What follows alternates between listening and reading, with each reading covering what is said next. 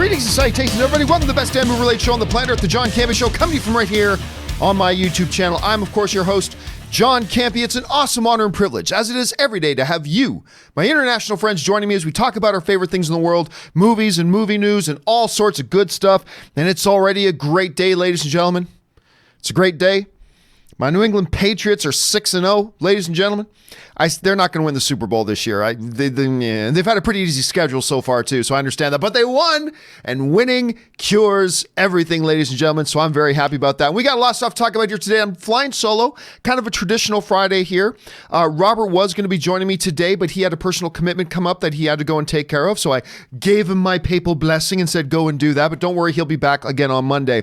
And we got some stuff to talk about here today. Now, we got some main topics, but before we get to our main topics, got a couple things to get to off the top, and that's two trailers. Two trailers dropped this morning for movies that I would not say I'm excited about, but movies that I would at least say I'm intrigued by. Let's get things started with this.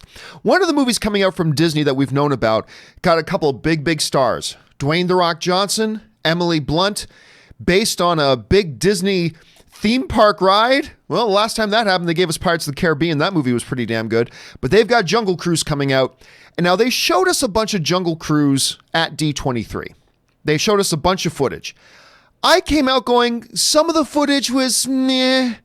Some of the footage was pretty good. So now they've released this trailer. And I'll say this.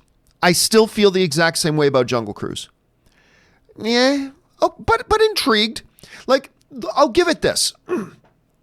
This trailer definitely gives you a sense of adventure to it. The trailer does do a good job communicating a sense of adventure. And at its core, that's what this movie is supposed to be, an adventure film. Dwayne "The Rock" Johnson doing his thing. Emily Blunt is awesome. The woman is a goddess. I love her. They gave us a little bit of the quirkiness in her character. We got a little bit of the Dwayne Johnson stuff. I'm still kind of stuck in the same place of, this is based on a really bad Disneyland theme park ride, but so is Pirates of the Caribbean, so there you have it. On the downside of this, while it did communicate a sense of adventure, and it's always great and fun to see Emily Blunt and Dwayne Johnson, and it's certainly good to see the two of them together, and they did show some stuff at D23 that I didn't mind. There's no pop to this trailer. Do you know what I'm saying? Do you know what I mean? There's no it factor to this trailer. There's no intangible quality to this trailer that just reached off the screen, grabbed me by the throat, and made me go, oh my God, I got to watch this. It felt very, and I think the best word I can use for it from my point of view, pedestrian. It felt very pedestrian. It felt, now remember, we are only talking about a trailer here. For all I know, this is going to be the greatest movie of all time. But this trailer felt like a very safe, very paint by numbers. Here's the book called How to Make a Safe, Easy, Family-Friendly Adventure Film for Dummies book. And that's what it felt like. It just felt very safe. Not that every movie has to be daring and bold and try something new and different. I'm not saying that. It's just, it felt very pedestrian. There's nothing to it. And look, what's the thing I always say about trailers, right? The job of a trailer is what? To take your excitement level, no matter how low it is or how high it is, and bump it up a couple of notches. That's the job of a trailer. This trailer didn't do that for me. This trailer failed for me to get me any more interested. Now, again, it's an adventure film. It's got Dwayne "The Rock" Johnson. It's got Emily Blunt. I already have a certain level of interest in it by default, but this trailer did nothing for me. So I don't know. What do you guys think? Am I being overly critical of this trailer? I didn't see anything to get excited about. Maybe you loved it. Maybe you hated it. I didn't hate it. I just didn't see anything to get worked up about. What did you guys think? Jump down to the comments section below and let me know your thoughts. All right, let's go on to this next little thing off the top, and staying in the theme of trailers to movies that at least have me intrigued, but I'm not all that excited about.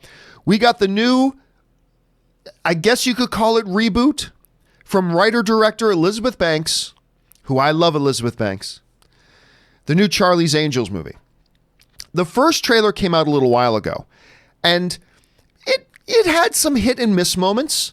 there were a couple of moments in that first trailer I thought, yeah, that looks all right. And a couple of moments in the trailer like, oh my God, did they really put that in a trailer? That's horrible. So I came out breaking even from that first Angels trailer. So now the second Charlie's Angels trailer comes out. And I feel like this one was a step backwards. I felt like the first trailer to this movie was better than the second. And that's not how this should go.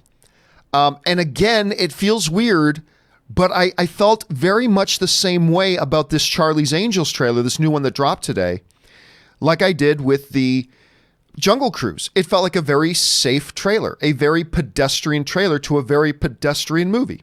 And again, I haven't seen the movie. For all I know, it's brilliant and awesome. I certainly like the cast. They seemed like charming, and it seems like they're going to have some good, fun chemistry on screen. And listen, even in a bad movie, if you get a cast of characters that have some charismatic, good, dynamic on-screen chemistry together, that can make up for a lot in a movie. That can carry a bad movie a long way if you can have that. And if this Charlie's Angels movie can accomplish that, and if they can have that type of charm and dynamic throughout a movie that they seem to maybe have in a trailer, that'll go a long way. But I'm not seeing anything in here. Now, I also got to say this. I've always been a little bit nervous about this movie because while I love Elizabeth Banks, oh my God, I love Elizabeth Banks with a deep and abiding passion. She has always been a favorite of mine ever since 40-Year-Old Virgin, and she always will be. Whether it's 40-Year-Old Virgin, that George W. Bush film, whether it's a Slither. Oh my God, she's so good in Slither. I mean, you put Elizabeth Banks in anything, I'm going to watch her. Her first attempt at directing, though, was that Pitch Perfect sequel. And that wasn't so good.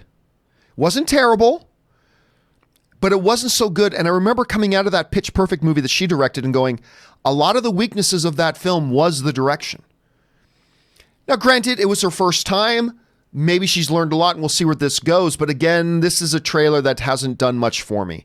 And I was initially very intrigued, and I'm still intrigued to a degree about this movie. We'll have to wait and see. Question here is, guys, and even though they put in a little bit more Patrick Stewart, I mean, that always, look, whenever you put Patrick Stewart in something, it's going to make me smile. So that made me smile.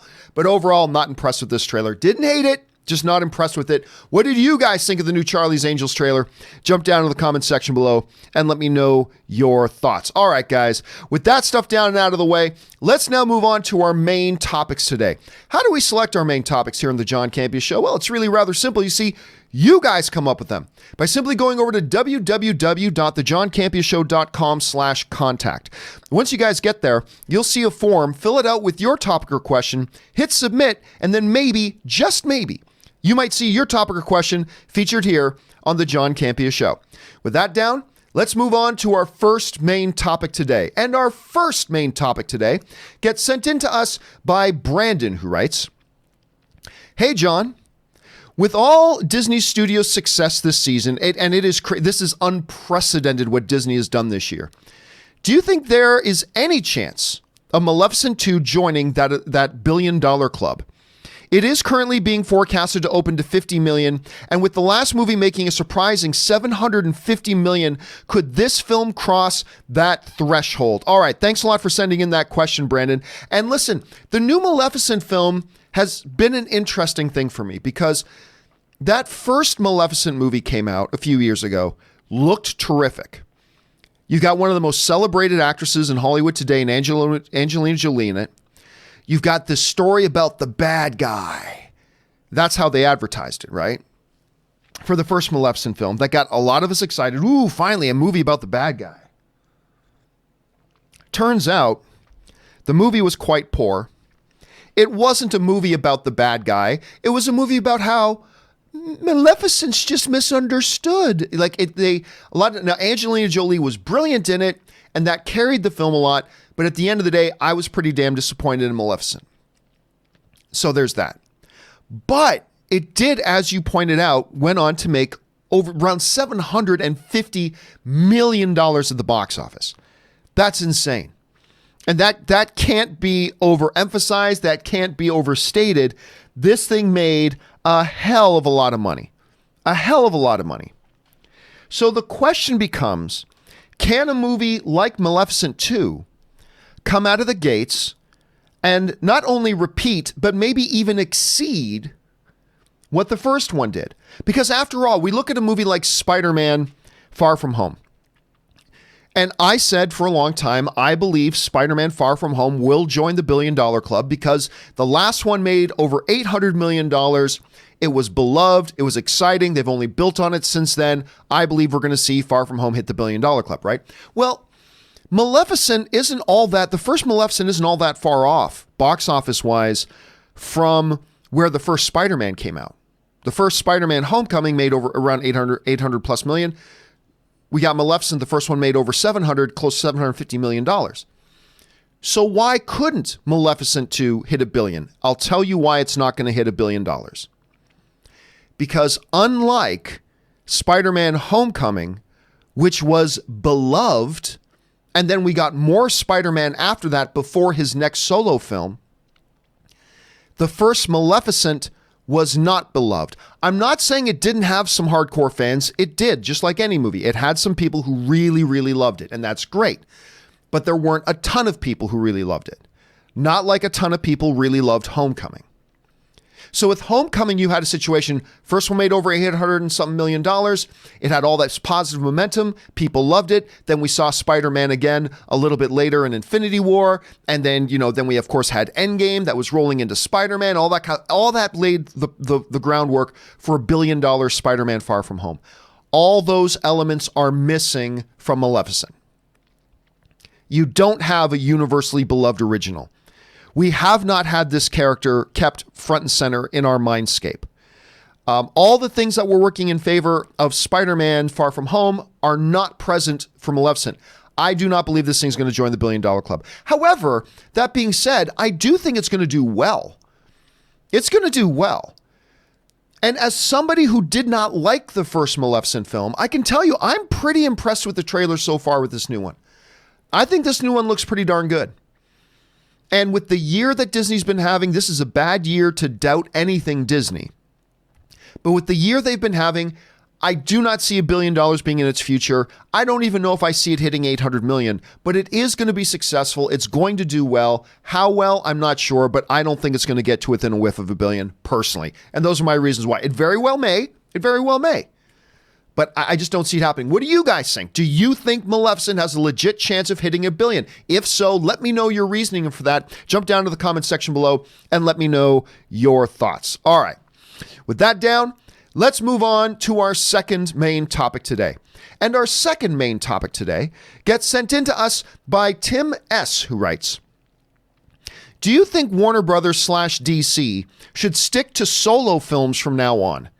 Audiences are loving Joker, and it's financially successful. Shazam was a critical and financial success. Aquaman hit $1 billion, whereas Justice League and Batman vs. Superman were failures. Well, it depends on what your definition of failure is.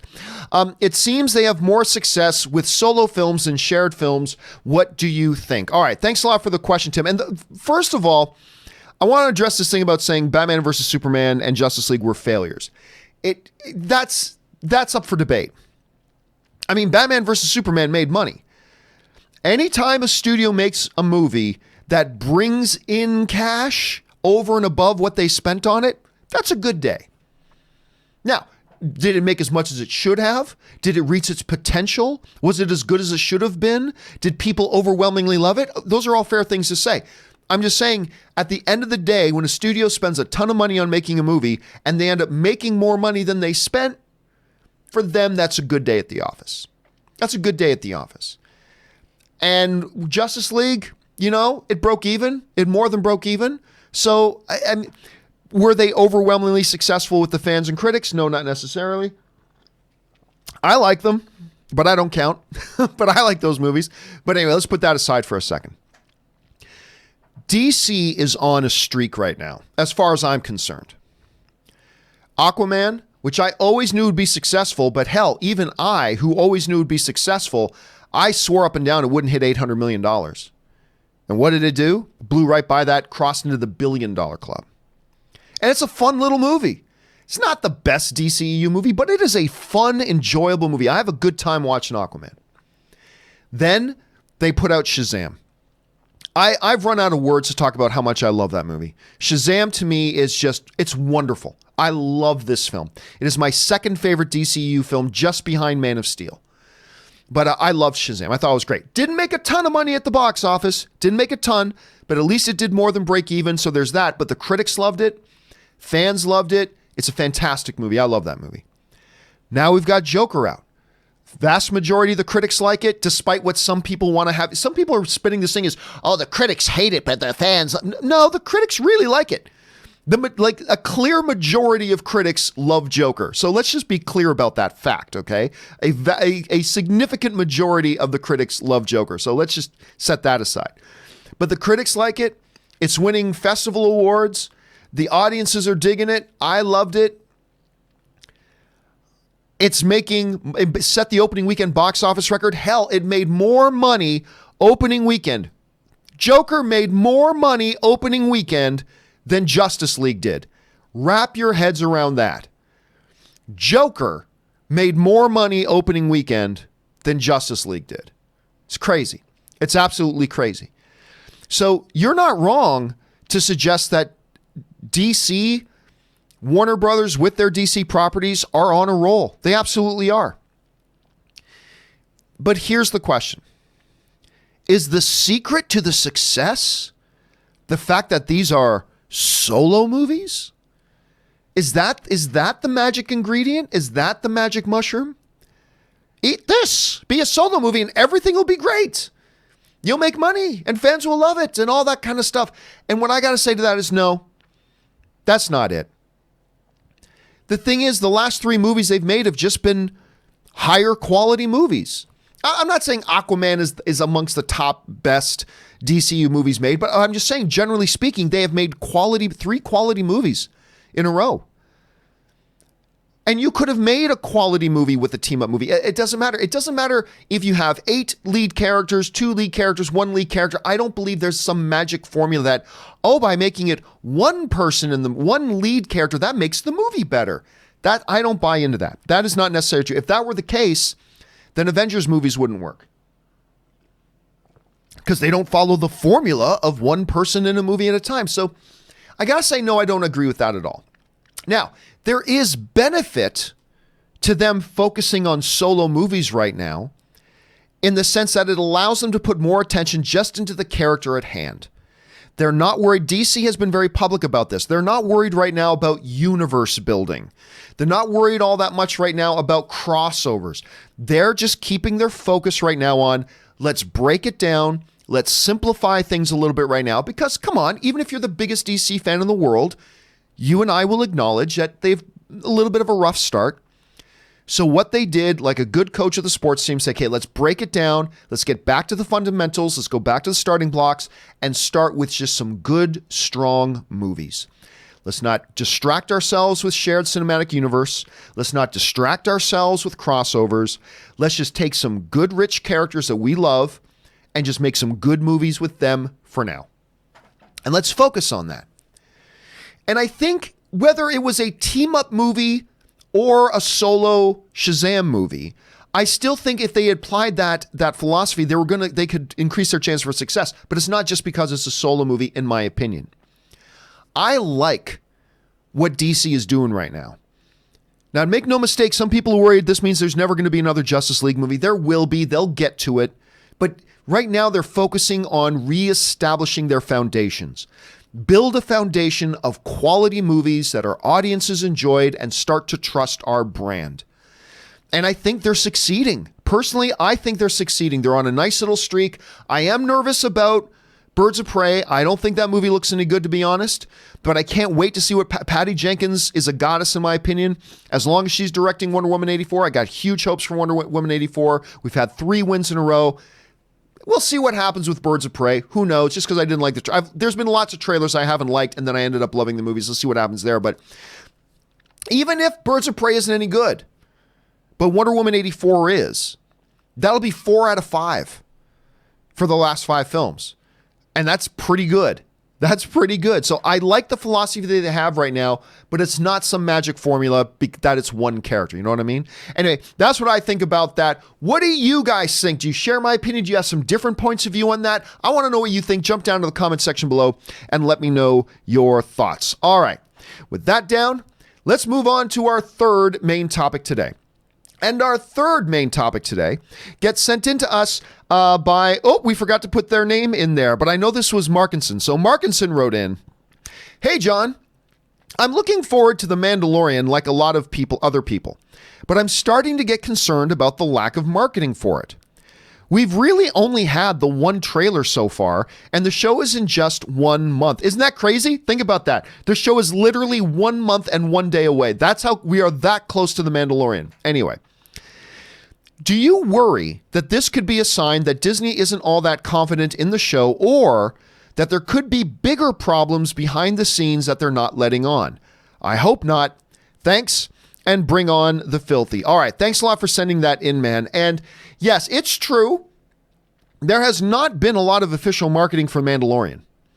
A lot of buzz, a lot of news articles, a lot of editorial pieces, a lot of fans talking, but there hasn't been a lot of official marketing in terms of trailers for Mandalorian. There are, however, when it comes to the question of should the lack of another trailer right now make us nervous? Could it be Disney doesn't have faith in this thing? Could it be that there's behind the scenes problems we're not privy to? There are two things I want us to keep in mind when thinking about those questions. Number one, and this is important, remember this: Mandalorian is not a movie. While it is not traditional television in the traditional sense, it is, by definition, it's a TV show.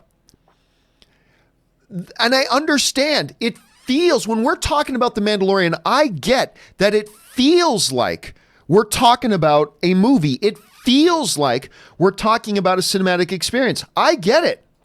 I do. I completely understand, because that's what it is. Because quite often too, just to highlight the point, sometimes when talking about The Mandalorian, I'll accidentally say the word movie. Like I'll slip that out too. I'll accidentally at some point maybe say movie, like, oh man, I can't wait for this movie. Okay, wait, it's not a movie. So I get it. But here's where this applies here. They don't market TV shows the same way they market movies, right? It's not like they have the 4 trailer build up to a movie with 3 months out we can do this, and 2 months out we do this. Blah, blah. It's not a traditional movie. It's not a movie at all. It is a television series, albeit not a traditional television series in the traditional sense of the word, but it is it's a television series. And so we shouldn't expect the same marketing approach or the same marketing strategies when it comes to a show like this. So that's the first thing I'd want to say about whether or not we should be worried about it. The second point I'd want to make about whether or not we should be worried about this is this. Marketing, trailers, commercials, these are all just promotional pieces. A trailer is not a part of the movie. A trailer is a piece of marketing meant, and hear me out here, a trailer is a piece of marketing that is designed by the corporations to manipulate you and me into spending money on their product. Let me say that again, because we sometimes treat trailers like they're part of the movie. No, trailers are not part of a movie. Trailers are corporately designed pieces of marketing made for the explicit purpose of manipulating you and me into giving them our money. Whether it's by buying a ticket to the movie theater, whether it's by signing up for a subscription to Disney Plus, whatever it is, trailers are pieces of marketing. And as pieces of marketing, that's completely independent. Listen, even if everything was going wrong behind the scenes with The Mandalorian, and even if Disney had no faith in The Mandalorian, that wouldn't stop them from putting out corporately designed pieces of manipulation to get us to give them their money, also known as trailers. That wouldn't stop them from giving us trailers. If anything, that would make it even more important for them to pump out some trailers for us to get as much cash out of us as possible, as early as possible. So I never worry that the lack of a secondary trailer especially is any indication about worth. Because you can have a movie that's the biggest mess in the world but have 20 trailers out, right? So, to the answer to the question of, do I worry that since we haven't got another Mandalorian trailer right now, that means that either Disney is not confident in this or that it could mean that there's some behind-the-scenes drama? No. Because number one, we shouldn't approach this and expect movie style and patterned marketing for a television show. Two, it speaks nothing to the quality of what's going on with the show. It's just a piece of corporately designed marketing material. So no. Now listen, Mandalorian might suck. It might be terrible. For all we know, that show is awful, and Jon Favreau and Dave Filoni hate each other. Nobody got along with Bryce Dallas Howard on the episode she was directing. Nobody got along with Taika Waititi on the stuff that he was directing. Nobody liked Pedro Pascal and what he was doing. Nobody liked, for all I know, that all that is true, but I don't think any of that would be reflected in the fact that we don't have another full trailer for The Mandalorian at this point. That's my thoughts on that at any rate. And I'm still very excited for the show. I cannot wait. What do you guys think? First of all, can you believe it's only 1 month and 1 day away? 1 month and 1 day away till The Mandalorian gets here. Are you worried that there hasn't been more trailers? Jump down in the comment section below and let me know your thoughts. All right. With that down, let's move on to the fourth and final main topic today. And our fourth and final main topic today gets sent in to us from Shazni in Quiver, who writes, "Your prediction may be right, John. Rian Johnson seems way less confident about his upcoming Star Wars trilogy than ever before in his recent interview. I was personally not a fan of The Last Jedi, but I appreciate Rian Johnson as a filmmaker. What's your take on his comments?" All right. So before we get to Rian Johnson's comments, just to give a little bit of background information here, I have believed, strictly based on fan speculation, not on any insider information, just to be clear, I have believed for some time that we are not going to get Rian Johnson's trilogy. I've said that for a while. Now, by the way, I was the first person to tell you guys that the new Star Wars dates, that none of them were Rian Johnson's movies. I was the first person to report that. A lot of people doubted me, and then 2 days later, all the major trades reported it. Anyway, to me, it makes no sense for Rian Johnson to direct any more Star Wars films. They don't make sense from the studio's point of view, and they don't make sense for Rian Johnson's point of view. From the studio's point of view, first of all, why would you continue on with his movies when minimum you'd be waiting is about 7 years? That makes no sense to me. But on top of that, despite the fact that I like The Last Jedi and a lot of people like The Last Jedi, there's also a lot of people that don't, right? That's fair. There's also a lot of people that don't. And there's been a lot of controversy surrounding it, and it was a very divisive film. The Last Jedi was a very divisive film.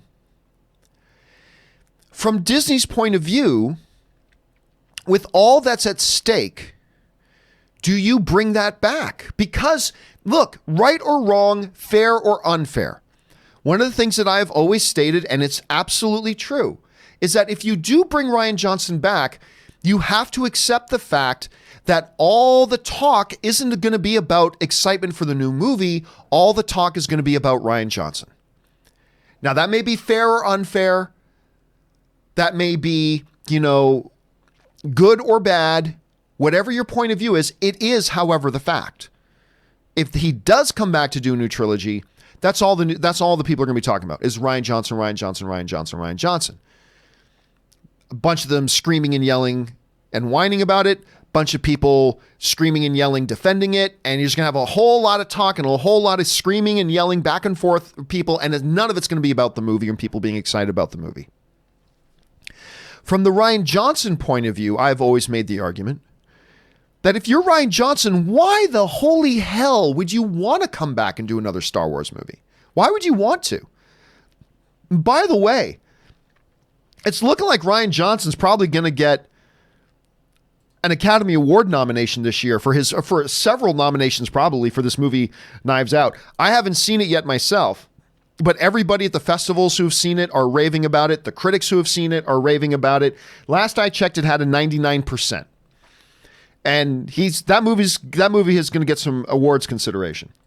But again, if you are him, if you're Rian Johnson, why the hell would you want to come back and do another one? Why would you want to come back and just subject yourself to the abuse and the mistreatment that online fans have given him and all that kind of stuff? Why would you want to do that? And like I said before, it's all going to be about this. People screaming back and forth. That's all it's going to be. Do you really want to come back? Do you want to put your own movies on hold to come back to be in the middle of that shitstorm? I don't think so. I don't think so. And I have said for a while that I do not believe, I have no insider information saying that this is the case. I'm just saying I do not believe for a second that Rian Johnson is actually going to direct another Star Wars movie. He might write one. He might be a producer on one. He might be involved in some way, but I do not see Rian Johnson coming back either from the studio's perspective or from his own. Nonetheless, he has been saying the right things lately, right? He's been saying, oh yeah, I'm still connected, because they don't want that to be the news story. They want people focused on Star Wars Episode 9. They don't want people focusing on Rian Johnson's out. And why are you talking about Rian Johnson? We've got Star Wars Episode 9 coming. They're trying to keep all the attention there. Well, much like what happened in the Ben Affleck situation, and I'll get to that comparison in a second, Rian Johnson's tune is starting to change. From, oh yeah, I'm still working on it. Yeah, I'm still doing this Star Wars movie for sure. Just like Ben Affleck jumping up and down at Comic-Con. Oh, I love being Batman. I'm going to be Batman forever, guys. Yeah. When he had already let them know that he was done. But Rian Johnson's been out saying the right things. But now, just like Ben Affleck, where eventually Ben Affleck's words started to become like, well, we'll see. We'll see if I'm going to be Batman again. It's like, wait a minute. At Comic-Con a few months ago, you said, yeah, you'll crawl on all fours like an ape for Matt Reeves. You're so happy to be Batman. Now you're saying, let's see. Well, keep that in mind, because in a recent interview in the last couple of days, Rian Johnson was quoted about this. When asked about how things were going and if he's still going to be doing his Star Wars movies, Rian Johnson started showing cracks in the armor, and he said the following. Well, we'll see. What? So now we've gone from, oh yeah, I'm doing it, to, well, we'll see. Anyway, let's keep reading this. Well, we'll see. I'm still talking to Lucasfilm. They're figuring out what they're going to do, and we'll see what happens. But I'd be thrilled if it did happen. I'd be thrilled if it happens, and I'm working on my own stuff too. We've gone from the public statements of, yes, this is definitely happening. I'm still developing it. It's going to be the next thing I do, and all blah, blah, blah. We've gone from that now to, well, we'll see. I'd be thrilled if it happens. Now we're at if it happens. We're at we'll see and if it happens. So again, I think this just all points to what I've been saying for a while. I do not believe we're going to see Rian Johnson doing this. Now, we can get into the discussion about, is that a good or a bad thing? That Rian Johnson, let's assume for a minute, and by the way, let's be clear, this is not official. Rian Johnson is not, despite this looks like he's saying it, but he has not officially said he's not doing it. Nobody from Disney or Lucasfilm has said he's not doing it, so let's just keep that in mind, okay? That being said, for the sake of argument, let's assume he's not going to do another one for a minute, okay? Just for a minute, just indulge me here. Is that a good or a bad thing that he doesn't do another one? Well, on the one hand, I'd be disappointed a little bit because I liked his Last Jedi movie.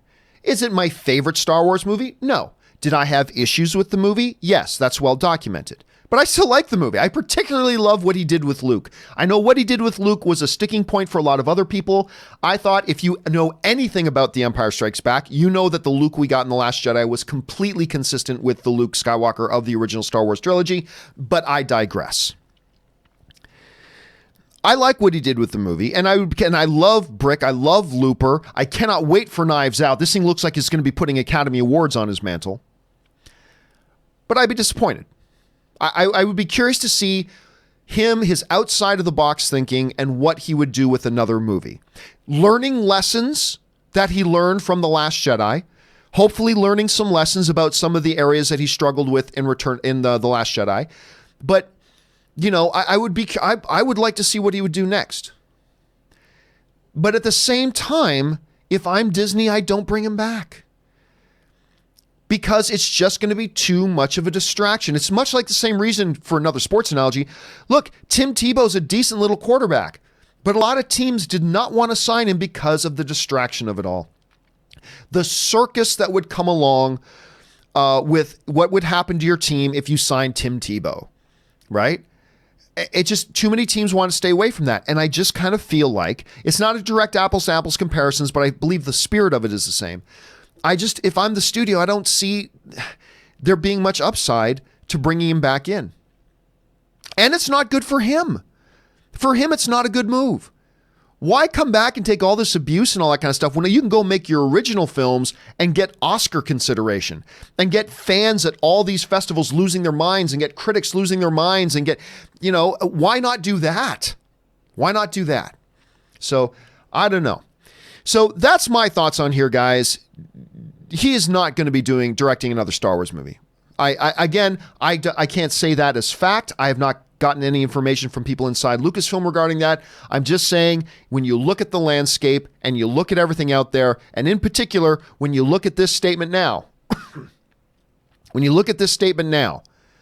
I believe it's becoming clear that they are simply holding off on the official announcement that he's not doing it until after Star Wars Episode 9 has done its theatrical run.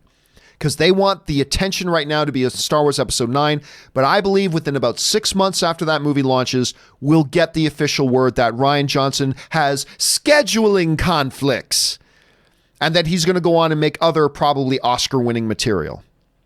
So is that a good thing? Is that a bad thing? Is that a loss for Star Wars? Is that a win for Star Wars? Everybody's going to have an opinion about that, and that's fine. I just think that all the signs are pointing to him not doing another film. Right or wrong, fair or unfair, good or bad. That's what I think we're heading towards. Question is for you guys. What do you think is going to happen here with Rian Johnson? Do you think he is actually going to end up directing another Star Wars film? Do you think, like me, that nope, all the signs are pointing to the fact that he's not? How do you see it? How do you think this is going to work out? Jump down to the comment section below and let me know your thoughts. All right, guys. With all of our main topics out of the way now, we're going to move on and take some live questions from you guys. But before we get to our live questions, I'm going to take just a short little break here, just a couple of minutes. Going to stretch my legs, refill my tea, all that kind of stuff, because I still got my chest cold here. So if you guys will indulge me, we will be back in just a couple of minutes. Hang tight. We'll see you in just a moment.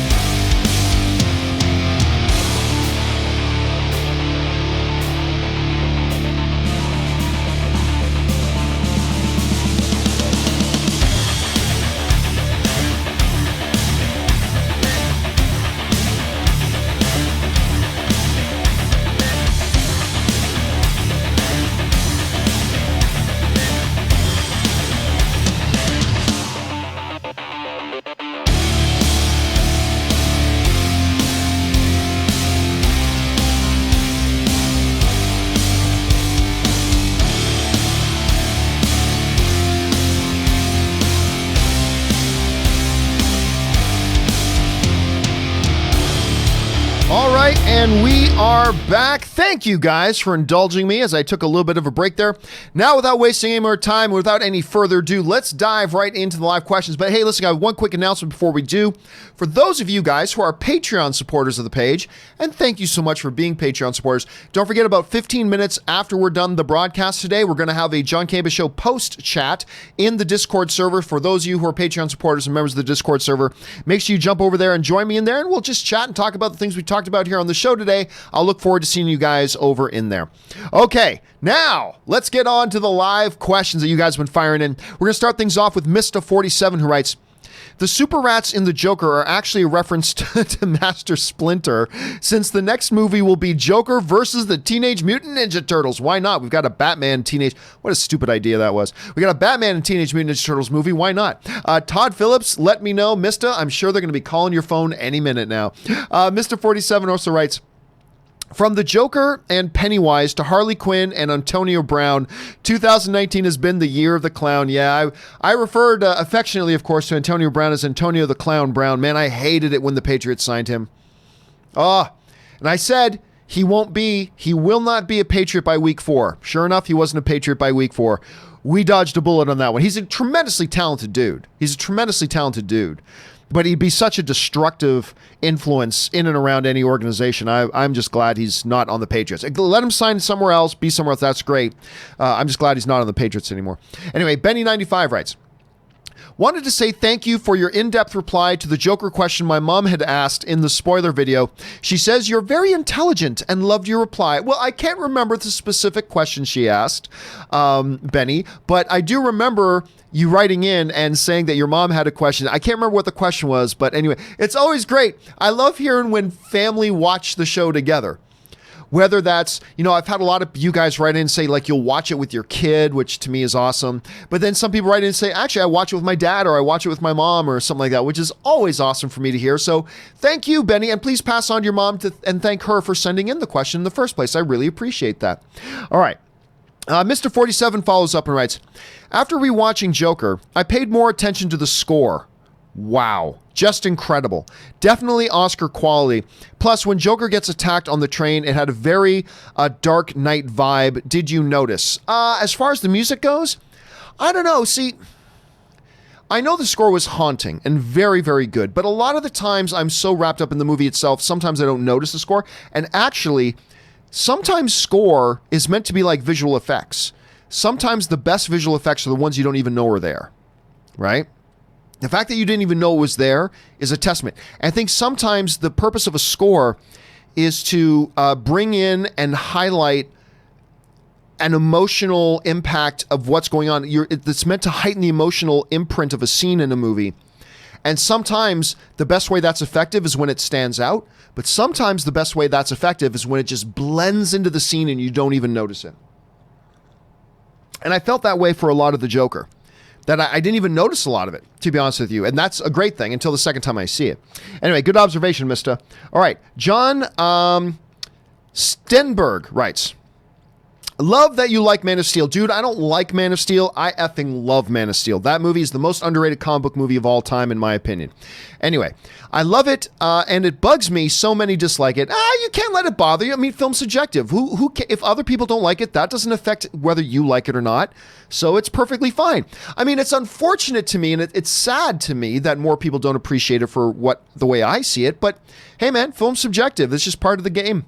Also, I love Batman vs. Superman director's cut. Would have loved to have seen a full Snyder Justice League, not Warner Brothers Justice League. I have a feeling the Warner Brothers, like I'm very unpopular for saying this. I like the theatrical Justice League movie. I like that movie. I went to go see it like 7 times in theaters. I'm not saying it's the best movie, but I had a lot of fun with it. And I enjoyed it. And I think they definitely went in the right direction. I think they went, look, I'm not going to go into it too much. I'll just say I think they went in the right direction. That's just my opinion on that. All right, Mr. 47 writes, have you seen Everything Must Go? Yes, the Will Ferrell movie. It's Will Ferrell's version of Reign Over Me. I wouldn't quite say it's a reign over me, but I see what you're saying. Shows he also has dramatic chops. By the way, I can't wait for Uncut Gems. Yeah, that's the new Adam Sandler one. That does look really good, that Uncut Gems. But yeah, Everything Must Go is a little Will Ferrell. And it's funny because it's a little This got a lot more drama in it than you would expect in a Will Ferrell kind of movie, but that came out when Will Ferrell's no longer in the height of his comedic power, right? I think we can all acknowledge that. Will Ferrell is no longer at the height of his comedic power. I still like Will Ferrell a lot, but he's no longer at the height of his comedic power. But Everything Must Go, that came out in the middle of when Will Ferrell was at the height of his comedic power. And I actually think part of the reason why it was overlooked by a lot of people was because at that time we just wanted the comedy from Will Ferrell. That's what we knew Will Ferrell for. That's what we wanted, was his comedy. I think that might be part of the reason why a lot of people overlooked it. Let's see. John Stenberg writes, I think one thing that bugged me most about Justice League was the change from Zimmer and Junkie XL to Elfman. The style change was too jarring. I missed the intensity. I thought the Elfman score actually did a pretty good job. I thought it did a pretty good job. But listen, one of the things that I've always said that I believe is one of the few areas that DC movies have actually stood above Marvel movies is in the terms of their scores. Now, there's some exceptions, like Black Panther's score was Oscar worthy in my opinion, but that is one area that I actually think on a semi-regular basis, DC scores have been better than Marvel scores. Can't say that about a lot of the areas in filmmaking between DC and Marvel, but that's one of the areas I think they really have excelled in, is that area in particular. All right, Nathan Oswald writes, birthdays today. Emily Deschanel is 43. She is, of course, in Bones, and it's crazy. A lot of people don't realize that is New Girls. And 50... oh God, what was something Mark Webb's movie, Something Days of Summer. Anyway, Zooey Deschanel's sister. They are actually sisters. It's funny because I remember I was flipping through channels, like me and some buddies were flipping through channels waiting for a game to start, and we came across, I think there was an advertisement for Bones was on. It's like, huh, man, it's funny. Her last name's Deschanel. She actually kind of looks a little bit like Zooey Deschanel. It's like, that's actually her sister. No. Yeah, it is. They're actually sisters. It's kind of crazy. Justin Lin is 48 years old. Jane Krakowski is 51. Sean Patrick Flannery is 54. Joan Cusack is 57. David Morse, one of my all-time favorite character actors. David Morse, love that guy. It doesn't matter whether it's in 12 Monkeys. Doesn't matter if it's in... The Rock, doesn't matter. David Morse is one of these guys who so many people don't know his name, but whenever he's a supporting character in a movie, he always elevates the movie. He's one of my all-time favorites. Anyway, and Daryl Hall is 73? Holy crap. Did not realize that. Thank you for the birthday updates, Nathan. I appreciate that. David Morse, everybody. Look him up. He's amazing. Anyway, David Crabtree writes in, okay, top 10 favorite movies. Here it goes. Number 10, Shawshank. Number 9, Transformers, the 1986 animated film. I always have a problem with that movie. Number 8, The Last Crusade, my favorite Indiana Jones film, actually. Number 7, A Few Good Men. You Can't Handle the Truth. Number 6, 13 Hours. A little bit of Michael Bay in there. Number 5, Armageddon. A little bit more Michael Bay. Armageddon's a guilty pleasure of mine. I love that movie. Number 4, The Patriot. Number 3, Footloose. The 2000 and Miles Teller 2011 version? Really? Okay, you floored me on that one, David. You floored me. Number 2, Warrior. And number 1, Dazed and Confused. That's a classic. The 2011 Footloose. Listen, if you had made a bet, hey man, the next movie list is going to shock you, you would have been right. I read number 3, Footloose. I just assumed it was the Kevin Bacon version, but really, the one with Miles Teller. Okay, I've seen it all, and that's a beautiful testament, David, to why all film is subjective. I'm glad you liked it that much. And you know what? The movie's got some charm. It ain't bad. I don't think it's the original, but it's not bad. I'm glad you put that in there, man. Good for you. All right.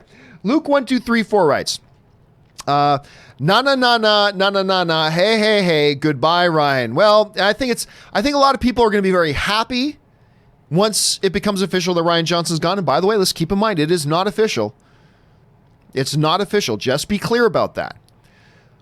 But I think there's also going to be a lot of people who are going to be upset that he's gone, which is too bad. Anyway, David Carty also writes, There's a great wrestling doc called Hitman Hart Wrestling with Shadow. Oh, I've seen it many times. About Bret the Hitman Hart from Calgary, Alberta, Canada. Former Intercontinental Champion, Tag Team Champion with the Hart Foundation, former WWF at the time, Heavyweight Champion, all that kind of stuff. Filmed at the heart of the Montreal Screwjob, the most infamous event in the history of professional wrestling. Filmed over 1996 and 1997, capturing backstage footage of the Montreal Screwjob and the immediate fallout. It's easily searchable on YouTube. And listen, take David's advice. It is, even if you're not a wrestling fan, even if you are not a wrestling fan, you really should check out this document. It is fascinating human drama about all the stuff that went on behind the scenes. It is crazy. It's crazier than anything they've ever done in wrestling. It's nuts. You should go look that up. Absolutely. All right. Thanks for the recommendation there, David. All right. Spanky the Keeper writes, I like that name. Breathe it in. That's fear. You're not brave. Men are brave. Batman vs. Superman is so underrated. Also, I love Man of Steel as well, John. Another underrated film. Keep it real, bro. And yeah, look, I am a Batman vs. Superman defender, but to a degree. I acknowledge that movie has issues. It does. The movie has issues. There's no question about it. And contrary to popular belief, the extra super long edition doesn't fix all those problems. It does not. Anyway. But I like that movie. Man, I still remember, I can't remember the last time I freaked out as much. The first time I saw at Comic-Con that Batman vs. Superman trailer. I may have urinated myself. I'm not positive. I don't remember. It's all a bit of a blur. But that trailer was so effing good. And there's some great moments in there. Like, I think the opening to Batman vs. Superman was so brilliant. The idea of start the movie going back a couple of years and retell the events of Superman's battle with the Kryptonians, but from the perspective of Bruce Wayne on the ground. And look at it from his perspective and through his eyes. Dude, that was such a brilliant way to start off that movie. It set the tone for everything, and it completely justified. Because, like, a lot of people would ask, why would Batman fight Superman? They're both heroes. Okay, that's cool. But if you watch that movie, you watch that intro, there's no doubt in your mind why this guy, Batman, why Bruce Wayne would feel like that guy up there in the red tights, that's the enemy. And you understand why right away. And it's a brilliant opening. Now, the movie has a number of issues moving forward. I understand it does, absolutely. But man, there are some moments in that film, and that's one of the great. That truly, Ben Affleck's got some wicked lines in that. And I'm telling you, the Ben Affleck Batman in Batman vs. Superman is my all-time favorite incarnation of Batman.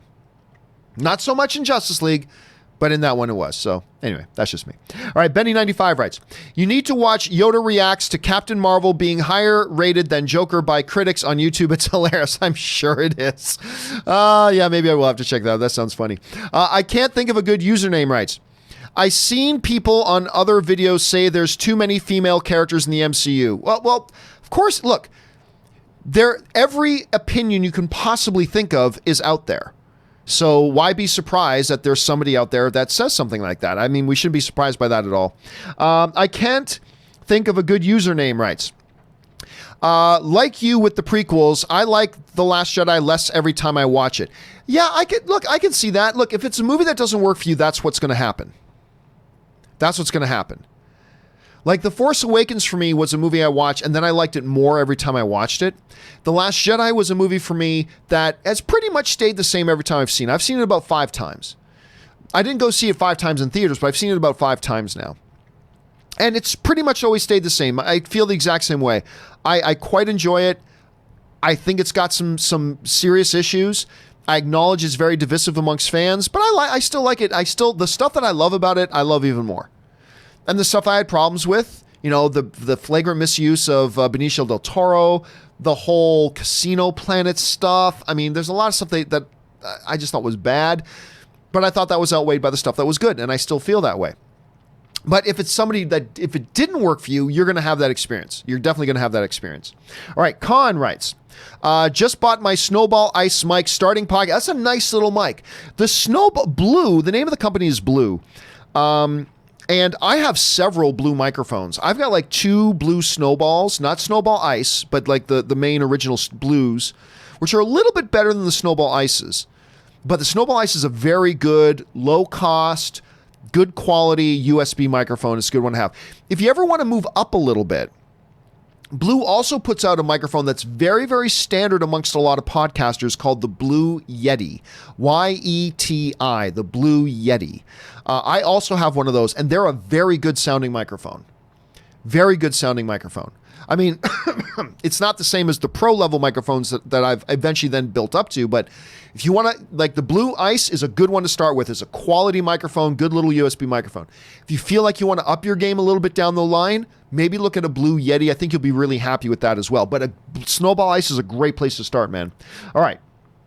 Amir B writes, got my tickets for Irishman on November 11th and saw Joker for a third time. That score and cinematography shine through even more. Still get chills. Number 1 comic book movie of the year this year.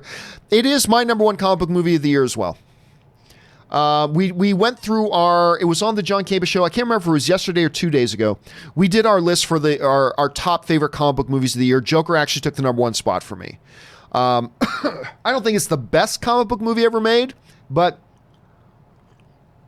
I don't think it's quite as good as Logan or things like that, but it's so exceptional, and it landed my number 1 spot personally. Personally, it landed my number 1 spot. Anyway, Con writes, how do you break down your reviews? Fan since Man of Steel. I don't really know what you mean by break down my reviews. I mean, my general pattern is this. Overall thought, what I liked, what I didn't like, summarizing overall thoughts again, end. That's the general structure of it, if that's what you mean. Okay, Chris, pardon me. Chris Hamilton writes, a lot of my favorite movies are 1990s thrillers. Those aren't bad ones to have as your favorites, Chris. Movies like The Hand That Rocks the Cradle. Oh my God. Ooh, Hand That Rocks the Cradle. Copycat. A Single White Female. Malice and Arlington Road. Arlington Road is one that messed with my head for a while. Arlington Road is one that seriously messed with my head for a while. I mean, but that's the same era. Well, I mean, I guess a couple of the ones I'm thinking of are also 80s, but no, man, seriously, that late 80s, early to mid 90s, the thrillers that came out during, those were golden times. Those were golden times for that genre of film, Chris. Like, absolutely. And I love the list. And I think there are more. I mean, I think there are a lot more, but yeah, man, we need more of those thrillers today. We need more of those thrillers because they've tried to put out a few in the last couple of years and they've been quite bad. So we need to get back to some of those high quality thrillers again. All right. Willow Yang writes, the Birds of Prey trailer has me worried for the movie. Me too. But I do hope you'll dress up as Harley Quinn again when you do the review. I don't know. Maybe. Now, what she's talking about is when I did... Some of you may have been around since that time, but when I did my first review for Suicide Squad, I went full Harley Quinn outfit. I got the Daddy's Little Monster t-shirt. I got the wig. I did the makeup. I like whole 9 yards. Well, I didn't do the makeup. Wendy Lee did the makeup for me. But, I docked on all the makeup, everything, and I did like that. Will I do that again for Birds of Prey? Maybe. I don't know. I feel like I've already done it, so doing it again, I don't know. Maybe I'll do something special. Who knows? I'll keep my eyes open for that. But yeah, like, I'm not going to lie, Willow. I'm excited about the direction DC's going, but this movie has always been one I've been worried about. And that trailer didn't make me feel any better about it. Let's see. Frankie Gouge writes, epic film moment, you shall not pass. Oh, God, one of the all-time greats, Frankie. One of the all-time greats. Con writes, and should I get a domain name for my podcast? This is what I normally suggest. This is what I suggest for podcasters, bloggers, and everything. Do it for a while on some free services without your own domain name. Make sure you like it. Make sure you're going to stick with it, and then maybe invest in getting a domain name. Like, it's not that expensive, but still, before dropping more money than you need to, see if it's actually going to be something you stick with. And then once you do, yeah, then go ahead and get your own domain name. They're pretty inexpensive to get these days. All right. Nasir Dawkins writes, for me, Scorsese's comments are the equivalent of Ben Shapiro saying rap isn't music. Well, here it's except for one thing, Nasiri. While Ben Shapiro is not a world authority on rap music. You bet your ass Martin Scorsese is one of the world's foremost experts on what film is. See? So really, Scorsese's comments are not equivalent to Ben Shapiro saying rap isn't music. What his comments would be more like is if, I don't know, Chuck D, for those of you who know, he was from Public Enemy, is if Chuck D came out and said, today's rap isn't music. Or if Snoop Dogg said, today's rap isn't music. That would be the equivalent, because your comparison is a guy who knows nothing about rap, calling rap not music. Scorsese, are you going to go up to Scorsese and tell him you know what cinema is more than he does? I'm not. I ain't going to do that. There are very few people on the planet Earth today or in the history of planet Earth who know and understand what cinema is more than Martin Scorsese. You're going to pretend that are you suggesting that Martin Scorsese is like Ben Shapiro to rap? No. Now, I have my issues with what we talked about. I have my issues with what Martin Scorsese said. But let's not pretend that just because he doesn't like a genre of movies that we like, that somehow means he's not one of the world's foremost experts on cinema. He is. He knows more about cinema than you and I ever will in our lifetime. So when he says something, we should pay it a little bit more attention and respond to it in like. That's just what I'm saying. So I don't believe your comparison is at all accurate. It's not at all accurate. You can look at it that way, but it's not at all accurate. So that's just my thoughts on that. Anyway, thanks for sharing your thoughts on this here. All right. Guessus writes, I don't think Joker transcends the comic genre. It's it's apples and oranges. No, I don't think so. Take the character work, acting, and drama and put it into a conventional comic movie would transcend the genre. But do you see what you just did, Jesus? Do you see what you just said? What you just said, brother, is like saying, that's not like orange juice. Take all the orange juice out of it, and is it orange juice?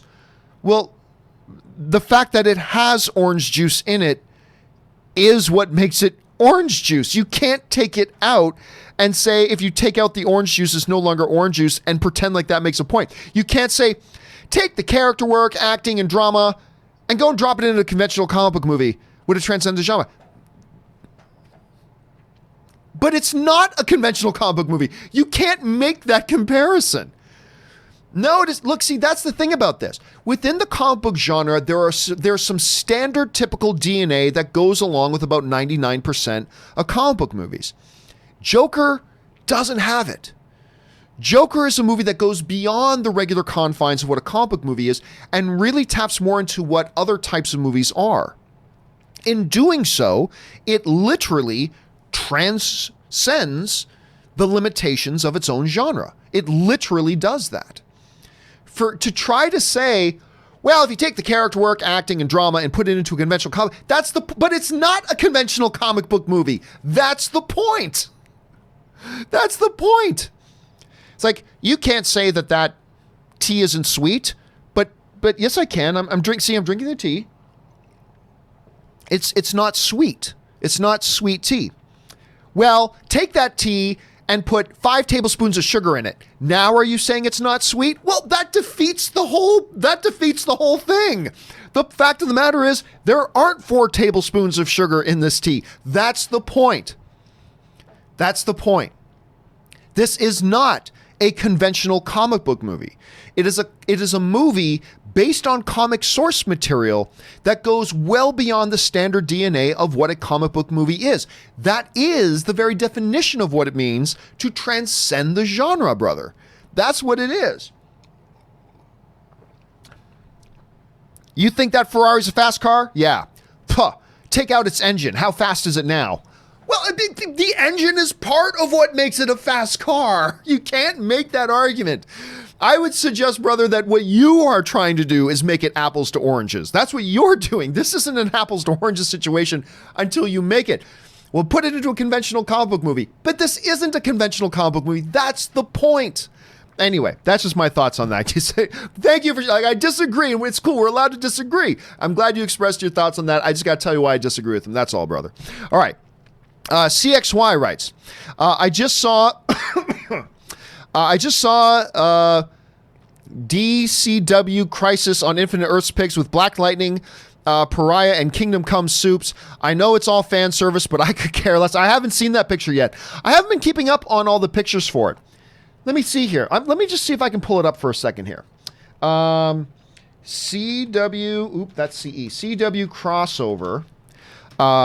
Black Lightning, Superman. Let me see if I can find this image. Nope.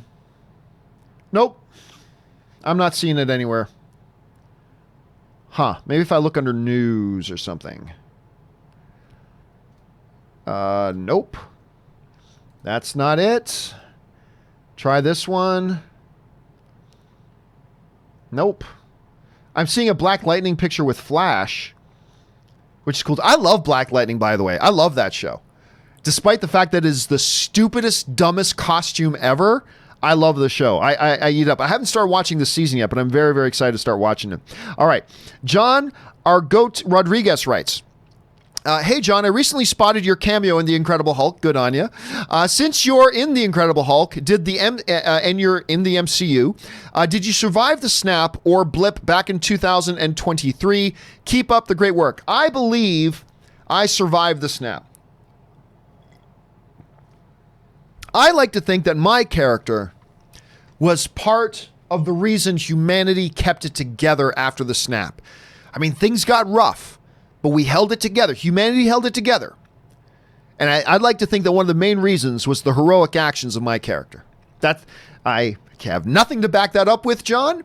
I just choose to believe that because I choose to believe that. All right, Ryan Lohner writes, calling it now, the Barry Allen who has to die in Crisis is going to be 1990 Barry. I mean, that's why I hate multiverse nonsense. It's like there's really no consequences. Oh, but we can't kill this Barry. Oh, let's just pull another Barry from another dimension, timeline, blah, blah, blah, blah, blah. It's such a cheap thing. That's why I hate it, but probably.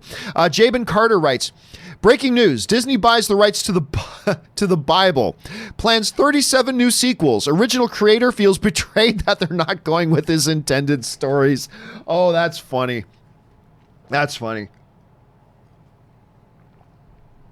Well said. A little bit of a play on what's going on with the George Lucas situation, Jabin. I like it. That's funny. All right. Casinema Reviews writes, if this is true, thanks a lot, Lucasfilm. You just made the whiny fans feel vindicated, and now the fandom will feel even less safe. Now the fandom will feel even less safe for The Last Jedi fans. Are you talking about the Rian Johnson thing? Well, again, Casinema Reviews, at the end of the day, it's a business. It's a business. And you can say that, and that's fine, and that might be one of the unfortunate consequences. But what's the alternative? What kind of circus do you think it'll be if he does direct another movie? It's going to be a total circus before the movie ever comes out. All the attention isn't going to be on the movie. It's going to be on the controversy about him coming back. And I don't think Rian Johnson even wants to come back. Why would you? Why would I?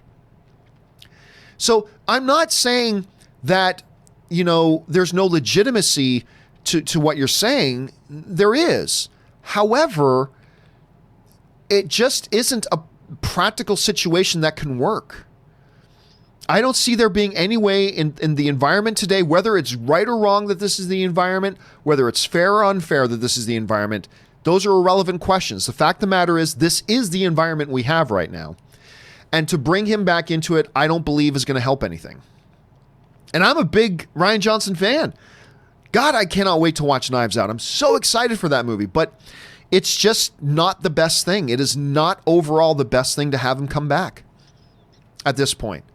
And you can feel that that's fair or unfair and all that kind of stuff, and you might be totally right, but it doesn't matter if it's fair or not fair. The bottom line is, I don't believe it's good for business. It's not good for business. And I don't think it's good for him. And like I said, all this is moot, Casinema, because I don't think Rian Johnson in the slightest wants to come back to do another one. Not with the way he's been treated. I don't think there's any chance he actually wants to come back and do another one. Not when he's writing and directing his own individual movies that are getting Oscar buzz. So he'll be fine. He'll be totally fine. I think even if Disney wanted him back, I don't think he would come back. But I don't think Disney wants him to come back, not because they don't love working with him, because I know Bob Iger loves Rian Johnson. Iger loves Rian Johnson. But you can't make your business decisions based on that. You know what I mean? So I feel you. I totally do. But it doesn't make it the right decision. So it is what it is, brother. All right. Man Mountain Gherkin 23 writes, comedies. Planes, Trains, and Automobiles with the late, great Canadian kid, John Candy. Number 2, Coming to America. I love that movie. Number 3, Something About Mary. Number 4, Dumb and Dumber. Number 5, About a Boy. Really? I wouldn't expect to see that. I like About a Boy, too, as a matter of fact. Number 6, American Pie 1 and 2. I've never liked the American Pie movies. Oddly enough, all my friends loved it. I was never big into them. Anyway, 7, The Grand Seduction. Number 8, Trading Places, another Eddie Murphy one. Naked Gun 1 and 21 Jump Street. Dude, I watched 21 Jump Street again for the first time in a long time a couple of weeks ago. I always know that movie's hilarious. But then you're watching like, dude, I forgot how hilarious this movie is. I love that one. Nice list, Man Mountain. Very nice list. I like that one. And About a Boy is on there. I never would have expected that on there. All right, J Meister 25 writes, I think Disney bit off more than they could chew with Star Wars. I also think them trying to build a new lore and admitting the EU is a mistake. Well, here's the thing, J Meister. EU was garbage. A lot of the EU was absolute garbage. There was some good stuff and there was some very good stuff in there, but overall it was garbage. And here's the thing. The EU was never canon. You got to remember that. The EU was never canon. Disney didn't discard it. It was never part of canon. It was never, like, back before Disney took over Lucasfilm. Lucasfilm had this really convoluted, stupid levels of what was canon. There was like 7 different levels, and they all had different letters. But the only canon that was true canon was what they called at Lucasfilm G-level canon. Why G? Because G stood for George. Only G stuff, G-level canon, was actually considered true canon. Then they had another thing below that, which was a letter, then another thing below that, then another. But the only one that was true canon was G canon. None of the stuff in the EU was ever G canon. So it's not that they got rid of the EU stuff, and a lot of the EU stuff was absolute garbage. Some of it was great, but a lot of it was absolute, just nonsensical garbage. But it was never canon in the first place. The only thing Disney did with the EU stuff was they just codified it. They just like, let's give it a proper label. That stuff is now known as Legends. But a lot of Star Wars fans who never understood how it really worked got all up in arms about, they've gotten rid of the EU stuff. Like, no, it was never really in the first place. It was gone. And so they just made it so there would be clear understanding about what was real canon and what wasn't. And that was something that I think was desperately needed. I talked about that at the time when it was all going down. I said, this is desperately needed because there's so much confusion amongst the fan groups who actually think that this thing that happens in this one Rogue Squadron novel is actually real when it's not. Because it's not, it was never G canon. Anyway, there's that. I could go off on that for hours, dude. All right, Toonie Tube writes, they canceled Rian Johnson's trilogy. Another win for the toxic fandom. Over under 99%. The haters will be back for episode 9. Oh, the haters will be back for episode 9. Make no mistake. But some of them are going to like the movie, and some of them aren't going to like the movie for totally fair reasons, right? So we'll see. We'll see. And by the way, let's be very, very clear. There is nothing official that says they've canceled Rian Johnson's trilogy. Let's be very clear of that. I think all the evidence clearly points to the fact that we are not going to see this Rian Johnson trilogy. I think that is clear. But it's not guaranteed, and it's not official, and it's not confirmed. So let's be very, very clear about that, okay? Let's be very clear. All right, Logan Tamlin writes, John Boyega's agent posted yesterday that The trailer will be released on the 14th. How credible is he? Who knows? No idea. Nick Unger writes, did you check out Unbelievable on Netflix yet? Nope, still haven't had a chance to sit down and watch it. I've got a lot of other things still in front of it I'm trying to get through, but I'm desperate to watch it. All right, Casinema Reviews writes, it feels like they're saying The Last Jedi fans don't matter. No, Casinema, don't do that. Don't do that. They are making decisions that is best for the franchise. Don't do that thing, dude, where you go, if they do something that I don't like, that means you're saying you don't care about me. That's not what they're doing, brother. That is not what they're doing. Don't go there. That is some toxic, self-entitled way of thinking, and you are not a toxic, self-entitled person. So don't do toxic, self-entitled verbiage like that. That is not what they're doing. If they move in a different direction because that's what's best for the property, that's not them saying that, fans of The Last Jedi don't matter. I'm a fan of The Last Jedi, and I don't take it in any way, shape, or form that they're saying that I don't matter. Not at all. Not at all. So what? Like, the only way they're going to say you matter is if they keep Rian Johnson? I come on, you can't think like that, dude. That is some bad way of thinking. That's bad way of thinking. Anyway, Casinema Reviews also writes, nowhere feels safe to talk about what I like in The Last Jedi. I think there's lots of places you can feel safe to talk about it. I mean, look, you're always going to get assholes who want to crap on somebody loving something, right? Like, I don't like Assassin's Creed. I hate that movie. I think it's terrible. But I'm not going to go trolling around looking for people talking about them liking it so I can jump in and go, this movie sucks. No, if they're loving it, let them go and love it. I don't know why there's some assholes out there who feel the need that when they see fans of something celebrating their fandom of something, that they feel the need to come in, squat, and shit on it. That tells me a lot about what they're like as people. It is unfortunate that happens. But there's lots of places you can do it. But you got to understand, though, that's going to be true of almost any movie you talk about, right? You can talk about how much you love one movie. There's going to be somebody that comes along and craps on it. So just keep that in mind. Just keep that in mind. Let's see here. Hector Figueroa writes, just finished Peaky Blinders Season 5, and wow, that show just keeps getting better. Also, do you think Cillian Murphy would make a good Bond? I don't generally do. Do you think X actor could do X role? Cillian Murphy's a good actor. As long as somebody's a good actor, I'm perfectly fine with it. I personally didn't like Peaky Blinders. I had a lot of my friends rave to me about this show. Then a couple of years ago, I sat down. I got through about 4 episodes of season 1. I'm like, I'm out. Tap out.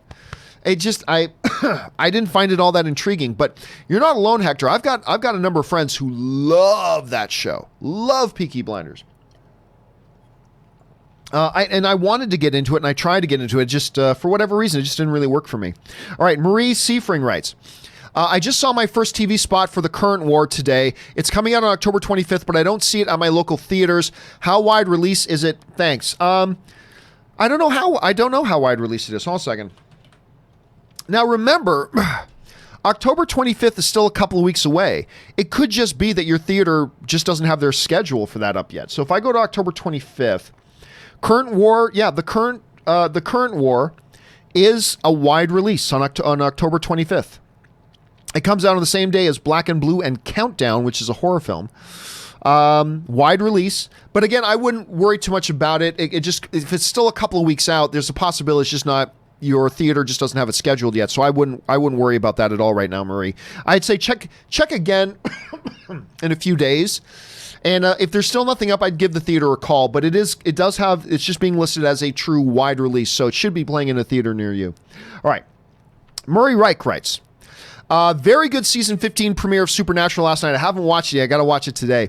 A step up from the disappointing season finale. Dude, that season finale in 14 years, it was the first episode of Supernatural for me in 14 years that I straight up hated.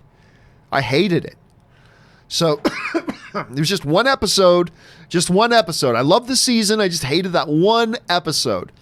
So I'm a little bit nervous about going to the season premiere, but I will watch that a little bit later today as I'm eating lunch. So, all right. Thanks for making me feel a little bit better about it, Murray. I'm hoping you're right, dude. I'm hoping you're right.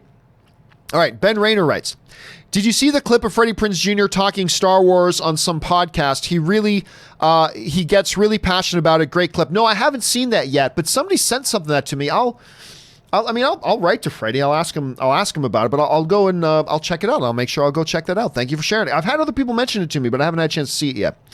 Chris Hamilton writes, is Lupita Nyong'o still in the conversation for an Oscar Best Actress nomination? I believe she is. What do you think her chances are for a nomination? It's too difficult to say till all the other films come out. Let's get another 2 months in, when a lot of the other films are going to be having their contenders. At this point, I believe she's still in the conversation. I thought her performance in Us, even though I didn't love the movie, her performance in Us was stupid good. So I do believe she's still in the conversation, but it's far too early at this point to give a really good... For all I know, I'm going to see 5 movies in the next 3 weeks that all have better lead actress performances, so I just don't know yet. But I believe as of right now, she's still in the conversation. Whether she still will be in about a month and a half, we'll have to wait and see. All right. John Campea writes, with all the rumors of Disney trying to buy Spider-Man from Sony when the deal ends, I don't see why Sony would sell. My question is it unheard of for a studio to swap IP if mutually beneficial? No, it is not unheard of. As a matter of fact, Fox and Disney, long before the Fox deal happened, Fox and Disney did a little character trade. Of course, it was for much smaller character, but they did a little bit of a character trade. Sony's not going to sell Spider-Man. Not under the current circumstances. Circumstances change, we'll see what happens, but as of right now, there's just no way Sony would want to sell Spider-Man. No way. And Disney, frankly, doesn't have the money right now to spend on one character, one primary character, like a Spider-Man, what they would have to pay in order to get Sony to let him go. Remember, Disney just spent half of their net worth. Disney just spent half of their corporate value buying Fox. They spent over $71 billion buying Fox. They don't have the money right now to go and drop $5 billion on one character, on Spider-Man. But John, Spider-Man comes along with a bunch of other... Yeah, I know that, but primarily the one character, Spider-Man. That's the crown jewel there, right? So, but here's the question. Is it unheard of for studios to swap IPs? Okay. But who do you give up for Spider-Man? Like, this reminds me a lot of sports conversations where, you have your best player in the world, like Ovechkin or Sidney Crosby. Let's go with Sidney Crosby. Man, you know what? Because, say your favorite team is a bad team, right? Let's say your favorite team right now is the Detroit Red Wings. I don't know. I think they're going to have an all right year, Detroit. Anyway, man, why doesn't Detroit trade and get Sidney Crosby? Well, who are you going to give for Sidney Crosby? Well, let's give them our worst defenseman for Sidney Crosby. Okay, that sounds great to say, but why on earth would any team agree to give you Sidney Crosby for your worst defenseman? You'd have to give them something of equal value. The question is, what could Disney possibly offer Sony for a trade that is equal value to Spider-Man? What is there? Captain America? You're going to give away Captain America? No, they're not going to give away Captain America. Well, give them Vision for Spider-Man. Why would Sony accept Vision for Spider-Man? Why would Sony give up Vision? So that's the thing. You have to offer them something. If you wanted to do a trade, you'd have to offer them something that they would consider to be equal value. Spider-Man is a crown jewel character. He's not some secondary character like a War Machine or like Hawkeye or like Scarlet Witch. I'm not saying any of those are bad characters, but they're not the top tier characters. They're not Iron Man or Captain America or Spider-Man. Spider-Man is that top tier character. He is a crown jewel character. What are you going to give up for him? Because you're going to have to give up a lot for Sony to take that trade. And so... No, I think Spider-Man's going to be staying very comfortably with Sony for a while. All right, unless the landscape changes. All right, Chris Warden writes, Just watch the Deep Space Nine documentary, What We Left Behind. It's a must-see for longtime Star Trek fans, and I couldn't help tearing up when Aaron Eisenberg was brought on screen. Of course, Aaron Eisenberg recently passed away, which is too bad. And Robert, of course, knew Aaron. And Robert, I believe, told me about that documentary. He said it was really, really good. I'm going to have to check that. Now, Deep Space Nine wasn't my favorite Star Trek show, but I did quite enjoy it. I watched the whole thing. I enjoyed that show. I'm going to have to check out that documentary at some point. Thanks for bringing that up, Chris. All right, Slim Trav writes, best rapper, Jay-Z, Kendrick, Snoop, Campea, or Robert Meyer Burnett? Out of that crew? That's a good crew, but I'm going to go Snoop Dogg. I'm going to go Snoop Dogg on that one. All right. Samuel May writes, when people say a movie has a bad script, does that mean it has bad dialogue or plot or story? It could mean any of it, because all of those things come from a script. So if you hear somebody say it's got a bad script, you'll have to ask them. Is it because you felt the plot was bad? Is it because you thought the dialogue was bad? Is it because you thought the overall story premise was bad? But it could be any of those things. So you'd have to ask the individual person. I can't telepathically guess why somebody would say that. You'll have to ask them individually, Samuel. All right. Blake Studwell writes, why does George Lucas keep saying Star Wars is for kids when he focused so heavily on politics in the prequels? I had that exact same conversation with a buddy of mine. Because you got to understand this. George Lucas, who I will forever worship at his altar, he has flip-flopped more than a politician on a lot of stuff regarding Star Wars over the years. Like, there's this great novel. That's not a novel. There's this great book called How Star Wars Conquered the Universe. It's the best book on Star Wars I've ever read. Granted, I haven't read Ken Knapsack's book yet. Maybe that will become my favorite of all time. But the best one I have ever read is How Star Wars Conquered the Universe. It is the most in-depth, brilliantly laid out book I've ever read on the topic. Anyway, you know, he talks to a lot of people who are connected to Lucasfilm, those movies, is that George never knew. George did not plan originally on Luke and Leia being brother and sister. That was an idea that came later, like after the first Star Wars came out. He did not make the first Star Wars knowing Luke and Leia were sisters, or were brother and sister.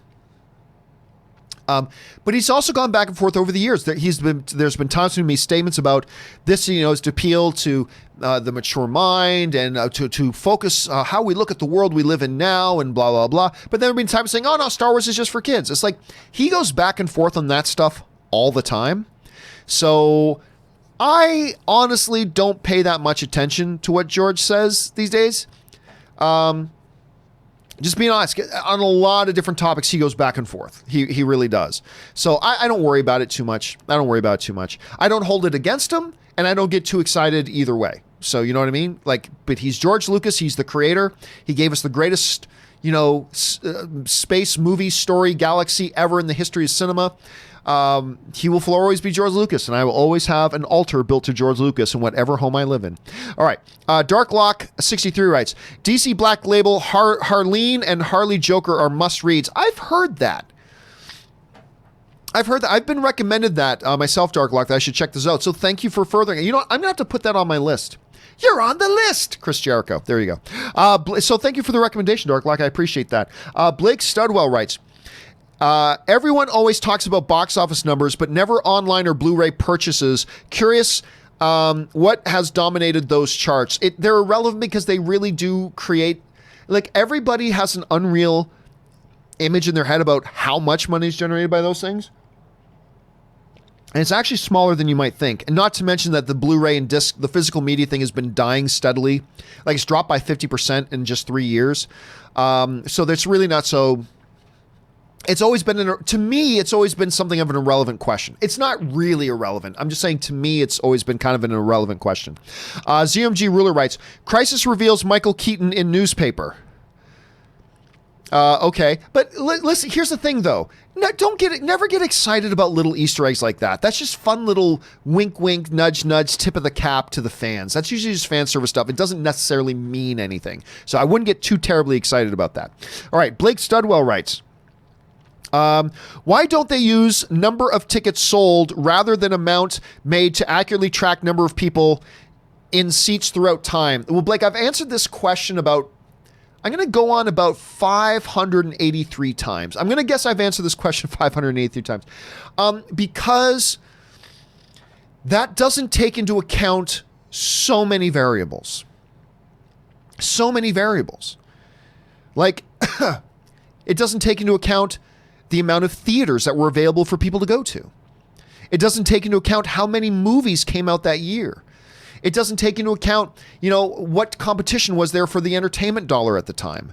It doesn't take inflation into consideration. It doesn't take this into consideration and that into consideration. So the one baseline thing, there is no perfect system to do it, but the baseline thing, and the reason the industry is always stuck with this, is because it makes the most logical sense. You just stick with the flat line money generated number. That means that it's going to be an imperfect measurement, but there is no measurement. Because you can say, oh, let's just go by number of tickets sold. So you really want to compare when you tickets sold to a movie that costs a nickel to get in to buy a ticket to buy and see versus a ticket that costs $25 to go see? You don't see there being some disparity there about how much easier it was for people to buy tickets at that time. But then again, the number of theaters, there's just so many things. So sticking with the flat baseline dollar value, they've done research on this. They've proven it over and over again. It is not the perfect one, but it's the most accurate way to properly track that stuff over the years. All right. Matt Phillips Reviews writes, hey, John, what is your favorite team/ensemble cast movie? Example, Magnificent Seven, Expendables, Ocean's 11, I don't know. I'd have to think about that. Off the top of my head, and by no means you can't hold me to this, because I just off the top of my head, maybe Mystery Men. That one was pretty freaking awesome. I love that one. But if I gave it some actual real thought, maybe I'd come up with another one. But for now, I'm going to say Mystery Men. Matt. It's an interesting question. All right. Ali Hussein writes, if Birds of Prey and Wonder Woman 84 become successful, do you think people are going to gain more confidence in DC movies? Hey, listen, Ali, it's what do I always say? Winning cures everything. It's simple. Winning cures everything. And right now, DC's on a streak. Aquaman was a win. Shazam was a win. Joker is a win. You string a couple more wins? Yes. As a matter of fact, I believe we're already starting to see confidence turn.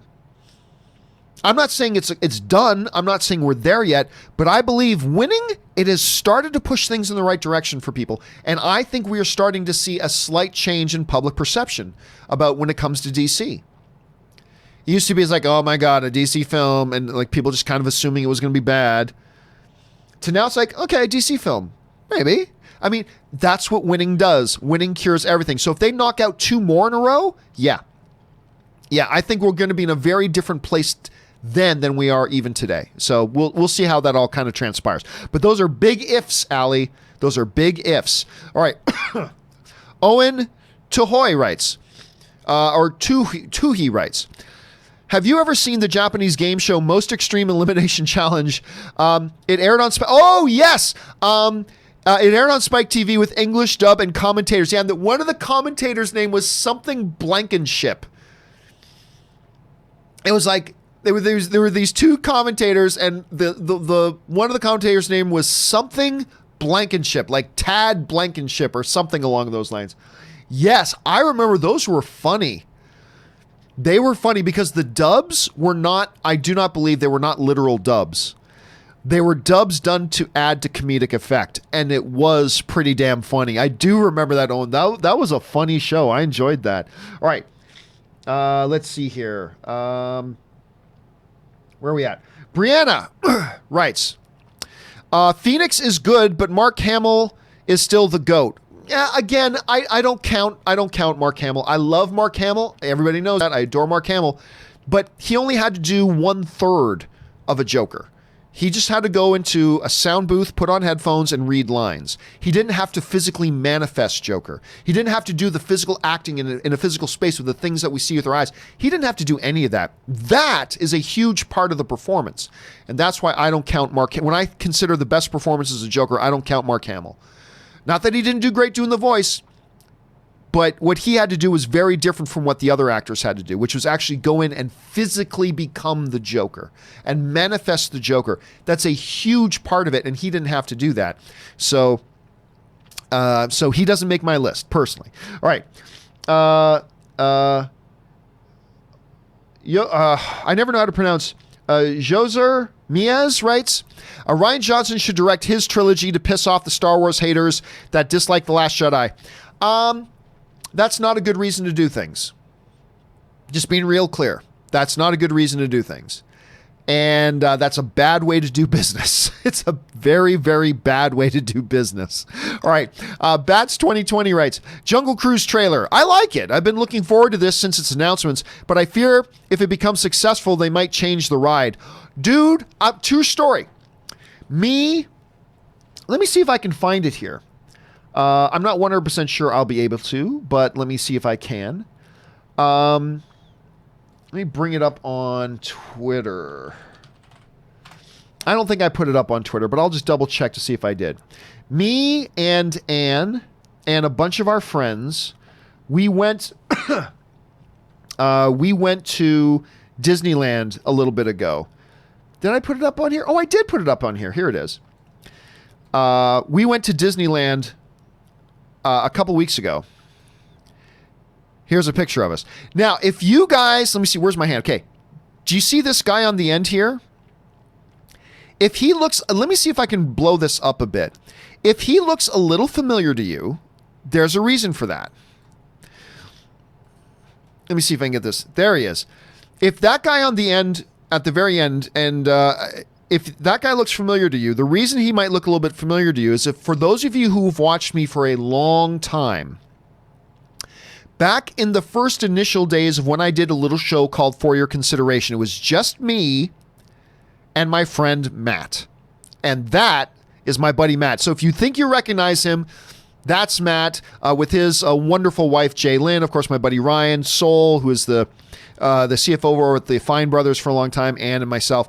So anyway, Matt's a terrific artist, by the way. He's just a fabulous, fabulous artist. I love his work. Anyway, it was during that visit to Disneyland that for the first time ever, I've been to Disneyland like 15, 20 times. That visit was the first time I ever rode the Jungle Cruise ride. It sucks! That ride is so lame. It is so lame. It was the first time I've never ridden it before. It's like, this is so stupid. I don't have any idea why it's so popular. I just thought it was completely lame. But apparently Bats, like, you must appreciate it. Obviously, it's I think the longest running ride ever. I think it was the original ride at Disneyland. Obviously, generations of people must love it. But I got on this ride, I'm like, this is it. This is terrible. Anyway, I'd be totally happy. I think that ride needs changing, dude. I think that ride needs changing. That's just my personal opinion, though. All right. Jake C. writes, I consider Batman vs. Superman a failure in the sense that without that movie coming out, Justice League would have most likely been $1 billion hit. Do you disagree? Well, here's the thing. Batman vs. Superman should have been $1 billion hit. Think about it. You got a movie called Batman vs. Superman? That movie should have been $1 billion hit. And then it wasn't. So, I don't see any reason to believe, look, Justice League should have been not automatic, but it should have been in contention to be a $2 billion film. It should have been in contention to be a $2 billion film. It barely got halfway to $1 billion. So, no. I don't believe there's any precedent to suggest that if Batman vs. Superman didn't exist, that Justice League would have made $1 billion. I don't think there's any precedent there to show that, because nothing came before Batman vs. Superman in the sense of a big team-up movie. It came out, as the first kind of crossover team-up thing that DC was doing, and it didn't make $1 billion. It made money. So no, I don't think we can just assume. I don't think there's any precedent here for us to just assume that Justice League would have done better. I mean, it might have done a little bit better than 600 plus million, but I don't know that we can just say and assume that it would have made $1 billion. I don't think we can assume that because of what happened with Batman vs Superman. Anyway, it's an interesting question though. It's a really interesting question. I'm going to lean right now towards no. I don't think it would have made $1 billion anyway, but I don't know. Maybe I'll think differently of it another time. Gaither Lesage writes, seen Knives Out top 3 movie this year. It's amazing. Dude, I'm so jealous. I know I've had a lot of people writing to me that have seen it. And they all love. I haven't heard from one person yet that it was anything less than absolutely loving it. So I'm excited for it myself. All right. Persephone. What a pretty name. Persephone Agricola writes, saw Shazam. I loved it. Thanks for hyping. Love that. Darla. Oh my God. Darla was so adorable in that damn thing. So my wife wanted to eat her up. So cool. And by the way, what's the actress's name? Megan something, who plays the older version, did such a great job acting like that little girl. I love Shazam with a deep love. I just think that is such a charming movie. I loved it so much. I'm glad you liked it too, Persephone.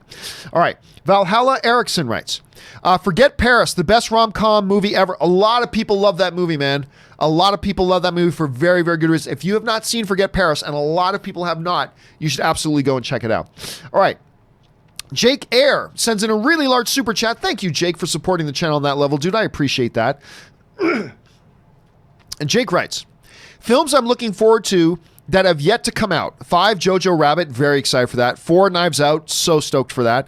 A Beautiful Day in the Neighborhood, losing my mind over that. Rise of Skywalker, obviously it's Star Wars. Number 1, Cats. Yes, Cats. Cats will be one of the best films of 2019. And listen, I can't argue with you. I think the trailer's terrible. But I cannot argue that it may not very well end up being one of the best films of the year. It's one of the most celebrated stage productions of all time. And you have simply one of the best directors in the world in Tom Hooper directing it. Let me bring up now, Tom Hooper is not a household name director. Okay, he's not a household name director, but he directed The Danish Girl, which won Oscars. He directed Les Miserables, which was nominated for a lot of Oscars. He directed The King's Speech, which won Best Picture at the Academy Awards. He directed, as I bring up his other list here, he directed the 7 episodes of John Adams, which was a celebrated miniseries. This dude is flat out awesome. He is flat out awesome. He also won, he is an Academy Award winning director. He won Best Director of the Year for The King's Speech, which also won Best Picture of the Year. I love The King's Speech, man. Love that movie. He was nominated for 3 Emmys, 3 Best Director Emmys, and he won Best Director at the Emmys once. He's won BAFTA Awards. The dude is amazing. You just tell me the guy who directed King's Speech, Les Mis, and Danish Girl, he's directing Cats. Listen, if that guy is directing a movie, how can you bet against it? The trailer's terrible. But the director doesn't make the trailers, so I'm not going to worry about that too much. But it is a bad trailer, man. That Cats trailer was terrible. But all you got to tell me is that the guy who directed Danish Girl, Les Mis, and King's Speech is directing this movie. That's all I need to know. That's all I need to know. So while I think that trailer is terrible, dude, I can't bet against you thinking that it might be the best movie of the year. It very well could be. Now, it might be terrible, who knows? But I would put my money on it. If Tom Hooper's directing it, I will put my money on it. Because this guy doesn't know how to make a bad movie. It just seems that way. So I'm with you, dude. I'm with you. I just hope they put out a better trailer than that first one, because not a lot of people are going to be excited if they don't. All right. Jake follows up and writes, I feel bad for Rian Johnson if true. I loved his vision for the Star Wars universe. The Last Jedi was the best non-original trilogy film for me. Happy Friday. Again, look, I had issues with it, but I still really quite enjoyed it, and I thought it was a very bold, different direction that they tried. I love what they did with Luke Skywalker. Yeah, I had issues like a lot of other people with some things, but I thought at the end of the day it was an enjoyable film. Certainly better than all of the frickin' prequel crap, in my opinion. But, it didn't work for everybody. There's a lot of people it didn't work for. But, don't feel too bad for Rian Johnson. He might be getting some Oscar nominations this year, so don't feel too bad for him. I think Ryan will be just fine. I think he will be just fine. All right. Where are we at here? Pretty All Right writes, yeah, he's been treated poorly, but he did insult a large chunk of the fan base based on the antics of a few. No, I've always disagreed with that. I think he insulted those who performed those antics. I just think a lot of people decided to act as if he was talking to them. So I've always disagreed with that. I think people, this is what they look. The same thing has happened to me, right? I've said so much so that I've had people complaining to me that I say it too much. But how many times have I said this, right? I've said very clearly and very specifically, literally hundreds of times, the vast majority of the people, like the friends that I have friends who love Star Wars that hated The Last Jedi. And I said the vast majority of the people who don't like The Last Jedi, they simply didn't like it for perfectly fair reasons. The movie didn't work for them. They watched it. It didn't work and they didn't like it. And there's nothing wrong with that. I said, however, what is very clear and obvious is that there is a segment of the people who didn't like The Last Jedi who have rallied and railed against it for, basement dwelling cousin humping reasons. They don't want women to be prominent. They don't like black people being in their movies. They blah, blah, blah. There is that segment. All you got to do is go to the Wikipedia thing where they changed Rose Tico's things to Ching Chang Ching Chong. Remember that? They changed her name to that. They went in there and did that. Don't tell me those people, they're there. I read all the comments. They're there. But I've always said 1,000 times and in 1,000 ways, the vast majority of people who don't like The Last Jedi, like my buddies, just don't like it because it didn't work for them. They didn't find it to be a good movie. They thought it was a bad movie. It did not work for them, and they don't like it. And there's nothing wrong with that. That's the nature of being a film fan. But there is a segment of some very dark, backward swamp breeding losers that they rally it because they have an agenda and they don't like black people. They don't want women to be featured. Blah, blah, blah. There are a segment of that. So I've said that, but what do I constantly get? Campea says anybody who doesn't like The Last Jedi is a basement-dwelling cousin humper. It's like, God, I know that's not what I said. That's not what I said. I was very clear about what I said. And it's that same principle that I find a lot of people used then on Rian Johnson. Rian Johnson directly responding to some of the toxicity that was aimed at him, but then people to try to rally their agenda make it sound like Rian Johnson says this about anybody who doesn't like The Last Jedi. No, that's not what he said. So I wouldn't go there. Pretty all right. I wouldn't go there personally. Anyway, Laugh Warehouse writes, will El Camino qualify for an Oscar or an Emmy?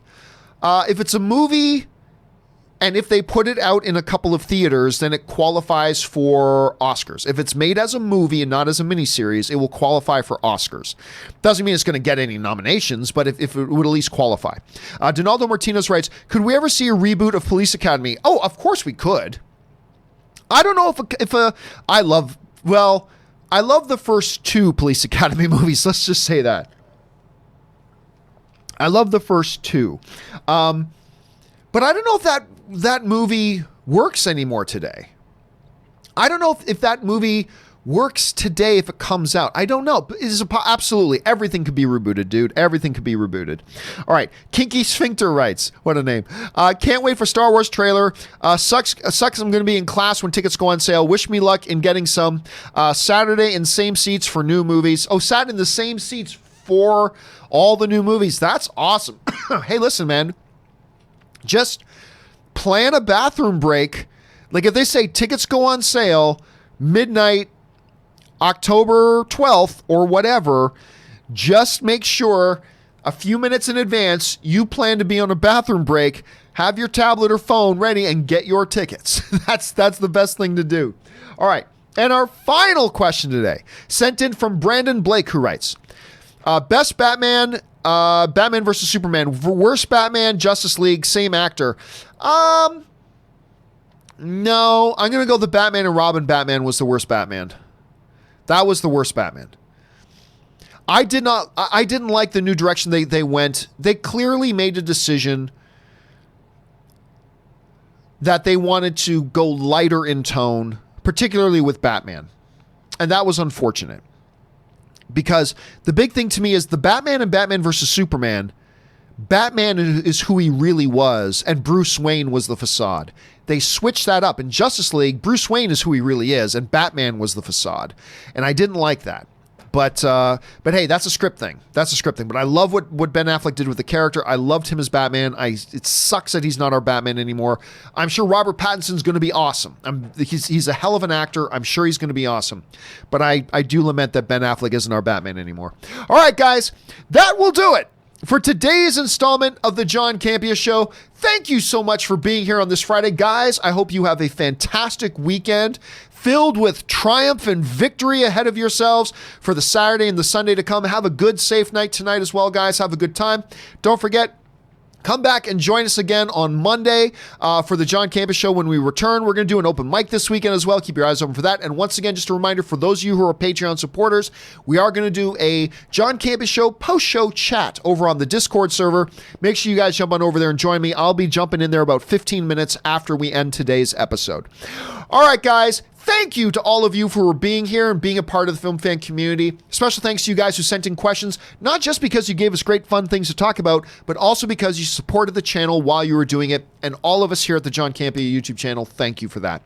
That'll do it for me for now, guys. Thanks so much for being here. My name is John Campea, and until next time, bye-bye.